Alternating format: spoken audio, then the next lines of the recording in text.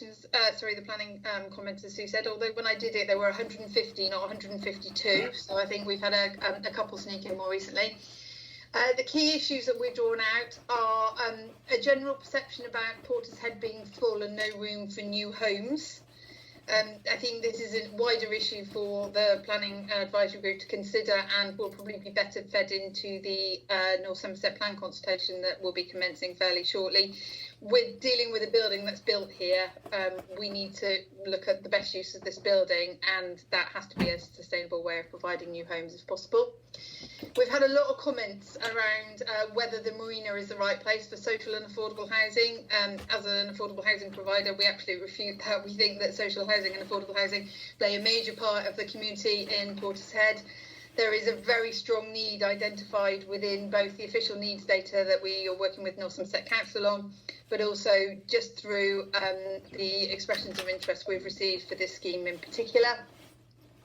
We've had some comments around the transport and service infrastructure, particularly around parking on Newfoundland Road, and whether there can be done anything around the parking on Newfoundland Road. We understand the issue there is actually further up from the scheme, but we are willing to look at working with the local authorities to see if there's anything we can do on the area that stretches in front of the scheme. And parking provision. We are providing one-to-one parking. As Ian mentioned, we've got the parking ratios up to 127 spaces within the scheme. That is the max the scheme can take within the ground take. As we said earlier, we haven't designed the scheme. If we had, we probably would have tried to put more parking in it. We have also looked at other alternatives, including taking our office and our office parking. But in the current environment, when we don't know how many staff will be returning to the office post-COVID, we are concerned about doing such a thing, because ordinarily what that would do is just displace our office parking then onto the main roads.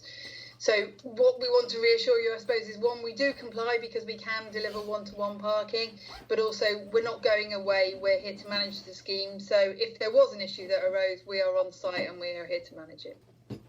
I think. And sorry. Ian. I was going to say, I think following on from that, the key thing underpinning that is, if not alliance, who and what to bring this site forward into purposeful and viable future use.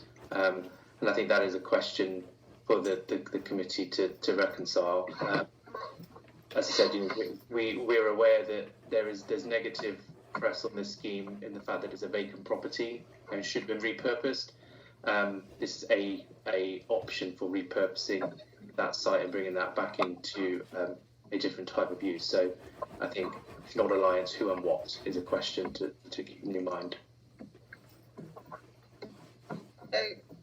Thank you for giving us the opportunity to speak, Chair. We're happy to take questions if that is appropriate. I'm sure that there are, thank